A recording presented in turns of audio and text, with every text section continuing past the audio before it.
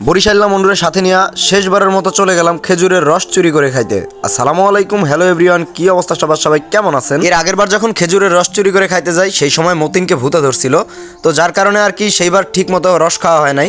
তো যাই হোক, আজকে যাচ্ছি হচ্ছে রতনদের এলাকায় রস চুরি করে খাইতে। আর প্রথমেই চলে আসছিলাম আমরা হচ্ছে আমাদের ঘাট পার হওয়ার জন্য, ওইখান থেকে নৌকা পার হয়ে দেন চলে আসলাম রতনের এলাকায়। রতনের এলাকায় যাওয়ার সাথে সাথে রতন চলে আসছে আমাদেরকে বাইক নিয়ে নেওয়ার জন্য। তো যখন ওই এলাকায় গেলাম দেন ও আসার পরে আমরা চলে যাই একটা মাঠের মধ্যে, আর এই মাঠের ভিতরে খেজুরের গাছ ছিল, যেই গাছ থেকে আমরা রস চুরি করে খাবো। দেন আসার সাথে সাথে মতিন একটা গাছের রস পেরেই দেখলো যে পরিষ্কার, মতিন নারীতে চুষুক ধরছে। দেন আমিও ওইভাবেই নারীতে চুষুক ধরছি যাতে রসটা উপভোগ করা যায়, কিন্তু এদের দুঃখে ঠিক মতো রস খাওয়ার উপক্রমও নাই। তো আমি যখনই রস খাইতে লাগছি তখনই রাব্বি এসে মগ দিয়ে দিছে রসের ভিতরে।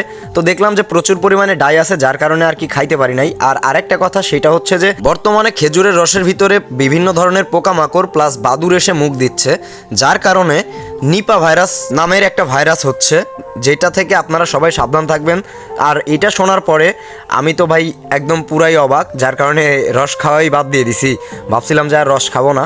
তো তারপরেও সেদিন চলে গেছিলাম, যেহেতু বরিশাল থেকে একটা মেহমান আসছে অ্যান্ড এটা হচ্ছে মতিনের ফ্রেন্ড, তো যার কারণে আর কি যাওয়া ওইখানে। আর এই যে দেখতে পাচ্ছেন আসার সাথে সাথে যেই গাছ থেকেই রস পারতেছি, রতন, রাব্বি আর মতিনের জন্য খাওয়ার উপক্রম নাই। আর এইটাই হচ্ছে আমাদের সেই অতিথি যে বরিশাল থেকে আসছে শুধুমাত্র খেজুরের রস খাওয়ার জন্য।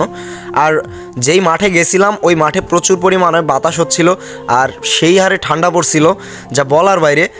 বরিশাল্লা মনু আমাদেরকে বলতেছিল যে ভাই, উত্তরবঙ্গের শীত এত পরিমাণে আপনাদের এলাকাতে না আসলে কখনোই সেটা বুঝতে পারতাম না। আর এইখানে আরেকটা ইন্টারেস্টিং বিষয়, রতনের এলাকার প্রত্যেকটা খেজুরের গাছেই আমরা দেখলাম মাটির যেই নাড়ি বা পাতিল বলেন আপনারা, ওই পাতিলটা নাই, কিন্তু এরা ঢোপ, প্লাস্টিকের যে ঢোপগুলো আছে ওই ঢোপ দিয়ে রাখছে, ওই ঢোপের ভিতরেই রস পড়তেছে। কিন্তু কথা হচ্ছে ঢোপগুলো পরিষ্কার ছিল না, অপরিষ্কার ছিল। তারপরেও চুরি করে খাওয়া জিনিস আর কি সুমিষ্ট হয়, এইটা একটা প্রবাদ আছে আমাদের এলাকাতে। তো এইটা আপনাদের এলাকাতেও প্রবাদ আছে সম্ভবত। তো যাই হোক, আমাদের বরিশাল্লা মনুকে রস খাওয়াইলাম। আর গতবার যেমন মতিনকে ভূতে ধরছিল সেই সময় আমার ফোন বন্ধ হয়ে গেছিল, ঠিক এইবারও তাই। রস খাইতে না খাইতেই আমার ফোনটা বন্ধ হয়ে যাওয়ার অবস্থা, মানে চার্জ একদমই নাই বললেই চলে। আজকেও ঠিক সম্পূর্ণ ভিডিওটা করতে পারি নাই, তবে যতটুকু করছি আমি আপনাদেরকে দেখানোর চেষ্টা করব। আর যেহেতু আমরা রস খাইতে গেছিলাম খেজুরের, আমাদের রস থাকার জন্য কোনো কিছু ছিল না, কিন্তু রতন একটা ব্যাগ নিয়ে গেছিল। ওই ব্যাগটা ছিঁড়ে, যেহেতু কাপড়ের ব্যাগ, ওই ব্যাগটা ছিঁড়েই আমরা ছাকার জিনিস তৈরি করছি, যেটাকে আপনারা ছাকনা বলেন। রাব্বিকে আমরা খেজুরের গাছে উঠাই দিয়েছিলাম। রাব্বি খেজুরের গাছ থেকে খেজুরের রস পাড়ার পরে দেন আমি রসটা ট্রাই করতেছিলাম। আর তখনই একটা কথা মনে পড়লো জমশেদ মজুমদারের।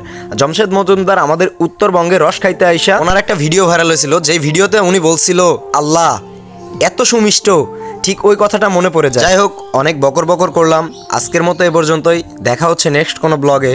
সবাই ভালো থাকবেন, সুস্থ থাকবেন, বাই বাই।